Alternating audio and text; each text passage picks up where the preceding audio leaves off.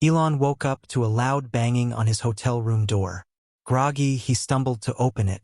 A hotel manager stood outside, flanked by 2 security guards. "Sir, we've had complaints about you," the manager said sternly. Elon blinked in confusion. "Complaints about what?" "Your presence is making other guests uncomfortable," the manager said. "We need you to leave." Elon was stunned. "Uncomfortable? I've barely left my room." The guards stepped forward, their expressions cold. "You can check out now, or we'll help you," one of them said. Realizing he had no choice, Elon packed his things quickly. He tried to keep his composure as he handed over his key card at the front desk. Outside, the morning air was cold, and Elon had nowhere to go. He sat on a bench, clutching his suitcase, feeling utterly alone. He thought about calling someone for help but stopped himself. This mission was his to complete, no matter how hard it became. As he sat there, a group of teenagers walked by, laughing at his red hat. Elon gritted his teeth. The world felt more hostile than ever, and he was starting to question everything. With no hotel to stay in, Elon decided to walk to a nearby coffee shop to gather his thoughts. The streets were bustling, and he hoped to blend into the crowd. As he walked, he noticed people staring at him. Some whispered, others openly glared. A man bumped into him on purpose, muttering, "Watch where you're going, MAGA trash." Elon ignored him and kept walking, but the comment stung. At the coffee shop, he ordered a drink and sat in a corner, trying to focus. He opened his notebook, jotting down everything he had experienced so far. But the whispers continued. 2 women at a nearby table pointed at him, their voices loud enough for him to hear. "Can you believe he has the nerve to wear that hat?" one said. "Probably looking for attention," the other replied. Elon tried to ignore them, but the humiliation was overwhelming. He packed up and left, his coffee untouched. The mission was proving more difficult than he had imagined. Every step felt like a battle, every interaction a test. As he walked aimlessly through the city, he realized he wasn't just learning about others. He was learning about himself too. Desperate to find shelter, Elon hailed a taxi. The driver glanced at the hat in his hand and frowned. "Where to?" the driver asked gruffly. Elon gave him the address of another hotel, hoping for better luck this time. The ride was tense. The driver kept looking at Elon in the rearview mirror, his expression a mix of curiosity and disdain. "Why wear that hat?" the driver finally asked. "It's complicated," Elon replied. "Well, it's not a good look," the driver said. "People don't like it." Elon didn't respond. He stared out the window, feeling the weight of the day pressing down on him. When they arrived at the hotel, the driver refused to help with his bags. "Good luck," he said sarcastically as Elon paid the fare. Inside, the receptionist gave him a cold smile. "We're fully booked," she said, barely looking at him. Elon felt a pang of frustration. He knew the rooms weren't full. He had checked online before coming, but arguing wouldn't help. As he walked back outside, the cold wind bit at his face. He was tired, hungry, and completely alone. With nowhere else to go, Elon wandered into a park and sat on a bench. The sun was setting, and the air grew colder by the minute. He watched as families strolled by, children laughing and playing. For a moment he felt a pang of envy. These people were living normal lives, free from the judgment he was facing. As he sat there, a homeless man approached him. The man glanced at the hat in Elon's hand and chuckled. "Tough crowd, huh?" Elon looked up, surprised. "You could say that." The man sat beside him. "People see that hat and they think they know you. Happens to me too. They see my clothes, my beard, and they think they know my story." Elon nodded, his throat tight. He hadn't expected compassion from a stranger. "You're not alone," the man said, patting Elon's shoulder. The words hit harder than Elon anticipated. For the first time in days, he felt a glimmer of hope. As night fell, Elon decided to keep moving. He didn't know where he was going, but he knew he couldn't stay still. Elon wandered into a diner late at night, hoping to find a warm meal. The place was nearly empty, and the waitress greeted him with a tired smile. "Coffee?" she asked. "Yes, please," Elon replied, surprised by her kindness. He ordered a simple meal and sat in a corner, savoring the brief moment of peace. For the first time in days, no one whispered, no one stared. The waitress brought his food and paused. "Long day?" she asked, noticing the exhaustion on his face. "You could say that," Elon said, offering a faint smile. She nodded and walked away, leaving him to eat in peace.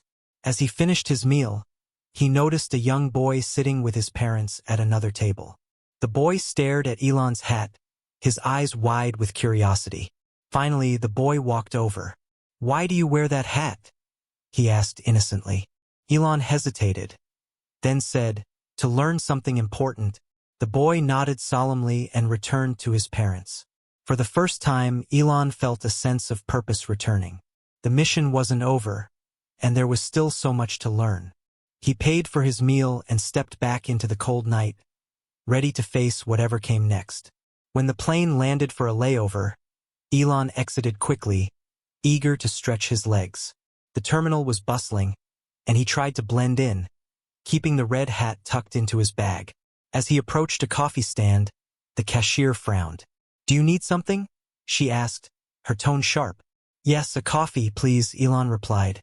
The cashier's eyes drifted to his bag, where the hat's edge peeked out. Her expression hardened. "We're out of coffee," she said, though the machine behind her was clearly running. Elon sighed and walked away, hunger and frustration gnawing at him. At a nearby bench, he pulled out his notebook to jot down his experiences. Within minutes, a security guard appeared. "Sir, people are concerned about your behavior," the guard said, pointing at the notebook. "Concerned? I'm just writing," Elon replied. "Can't you do that somewhere else?" the guard insisted. Elon packed up and left, his jaw tight with anger. Every interaction felt like a battle, every glance a judgment. As he waited for his next flight, a group of teenagers walked by, laughing loudly. One of them pointed at him and said, "Nice hat, loser." Elon clenched his fists, forcing himself to stay silent. When it was time to board his next flight, Elon approached the security checkpoint again. He hoped this time would be smoother, but he was wrong. The TSA agent scanned his boarding pass and frowned. "Step aside for additional screening," she said coldly. Elon's heart sank. "Again? Just follow instructions," she snapped. He was led to a separate area where two officers were waiting. They made him remove his shoes, belt, and jacket before thoroughly searching his belongings. One officer held up his phone. "Why so many emails about rockets? You working on something dangerous?" "It's for work," Elon replied, his patience wearing thin. "Sure it is," the officer said with a smirk. Passengers passing by stared at him like he was a criminal. A man whispered loudly to his wife, probably up to no good with that hat. After what felt like an eternity, the officers finally let him go. Elon hurried to his gate, feeling drained and humiliated. As he sat waiting to board, he wondered how ordinary people dealt with this kind of treatment every day. For the first time, doubt crept into his mind. Could he really finish this mission? On the next flight, Elon found himself seated near two men who were talking loudly. They didn't seem to realize he could hear them, or they didn't care. "Did you see that guy with the MAGA hat at security earlier?" one of them said, laughing. "Yeah, what an idiot," the other replied. "Who even wears that in public anymore?" Elon stared out the window, pretending not to listen. "People like that just want attention," the first man continued. "Bet he's some wannabe trying to start a fight. Or maybe he's just stupid," the second one said. Elon's grip on the armrest tightened. He wanted to turn around and say something, to tell them they were wrong about him, but he stayed quiet. The flight attendant came by with drinks, but she skipped Elon's row entirely. He called out to her politely, but she gave him a forced smile and said, "We're out." The humiliation felt endless. Elon wasn't used to being ignored or dismissed. As the plane descended, he took a deep breath. He reminded himself why he was doing this, to understand, to learn. But the lessons were harder than he ever imagined. When Elon landed at his destination, he was eager to leave the airport behind, but at the baggage claim, his suitcase never appeared. He approached the airline desk, explaining the situation to the staff. "Did you check in late?" the woman asked, her tone accusatory. No, I was on time, Elon replied. She shrugged. Well, your bag's not here. Fill out this form, and we'll call you if we find it. Can you check again? Elon asked, trying to stay calm. The woman sighed loudly, glaring at him. I said fill out the form. Other passengers stared at him, some smirking. Elon filled out the form and walked away feeling defeated. Outside the terminal, he tried to hail a taxi, but most drivers ignored him. When one finally stopped, the driver frowned at the hat in Elon's hand. You're not going to cause trouble, are you? The driver asked. No, Elon said quietly. The ride to his hotel was tense and silent. When he arrived, the receptionist eyed him suspiciously. We need a credit card and ID, she said, her voice cold. As he checked in, Elon wondered how much worse things could get. In his hotel room, Elon sat on the bed, staring at the ceiling. The events of the day played over and over in his mind. He thought about the whispers, the stares, the outright hostility. It felt like everyone had judged him based on a simple hat. His notebook lay open on the desk, but he couldn't bring himself to write. What was the point? He already knew the answer to his question. People judged harshly, often unfairly. A knock at the door startled him. He opened it cautiously to find a hotel staff member holding a small package. This was left for you, the man said, handing it over.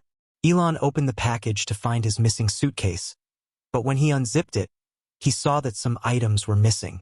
He sat down heavily, the weight of the day pressing on him. He had taken on this mission to learn about humanity, but it was breaking him in ways he hadn't expected. As the night stretched on, Elon stared out the window at the city lights, wondering if he could keep going. The journey was far from over, and the hardest parts were still ahead. Elon's journey continued, each step heavier than the last. Every encounter, every judgmental look chipped away at his resolve. But the mission wasn't over. He reminded himself that he had chosen this path for a reason. He found another hotel, a modest one on the edge of the city. The receptionist looked at him, her eyes narrowing as they caught sight of the MAGA hat tucked under his arm. We only have one room left, she said curtly. Elon nodded, ignoring her tone. He took the key and went upstairs, grateful to have a place to rest. As he lay on the bed, he thought about the people he had met. The rude strangers, the kind waitress, the homeless man who offered words of comfort. Each interaction had taught him something about human nature, about the judgments people made based on appearances. The next morning, Elon prepared for the final leg of his journey. He had one last stop to make, one final task to complete. He packed his bag and placed the red hat back on his head. The world outside was still hostile, but Elon was determined. He wouldn't let fear or doubt stop him now. As Elon approached the airport for his return flight, he noticed something different. A group of reporters stood near the entrance, their cameras clicking rapidly. Hey, isn't that the MAGA guy from the news? One of them shouted. Elon froze. He had avoided attention until now, but it seemed his journey had caught the public's eye. The reporters swarmed him, shouting questions. Why are you wearing that hat?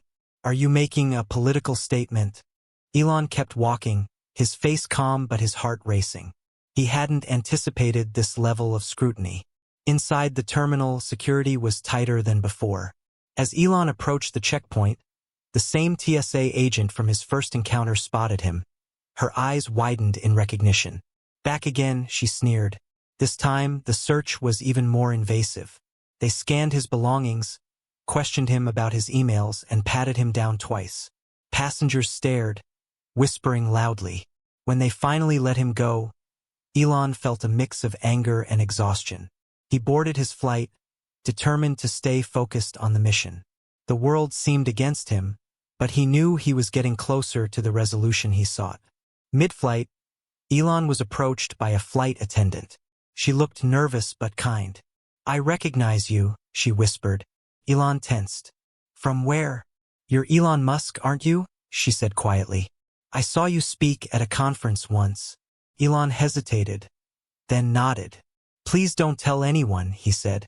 The attendant smiled. Your secret's safe with me. But why the hat? Elon explained his mission briefly, how he wanted to understand the judgments and biases people faced. The attendant listened intently, her expression thoughtful. "I think it's brave," she said. "Most people wouldn't put themselves through this." Her words gave Elon a small sense of relief. For the first time in days, someone understood.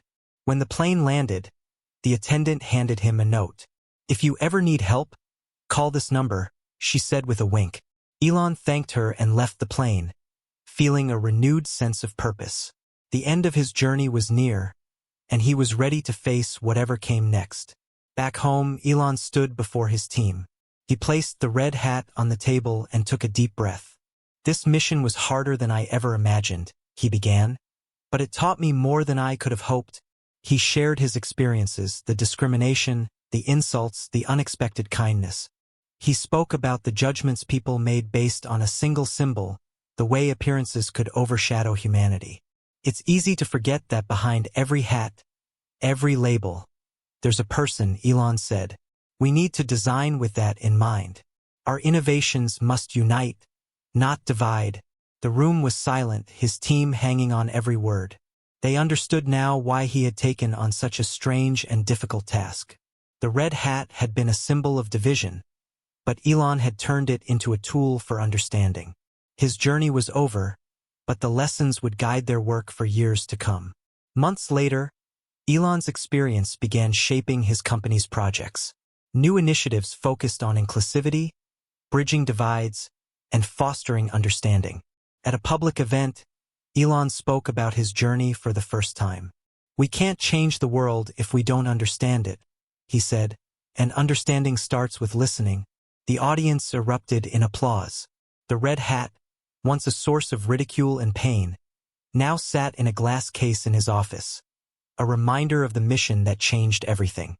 Elon's journey had been one of hardship and growth, but it had led to something greater, hope for a more united world.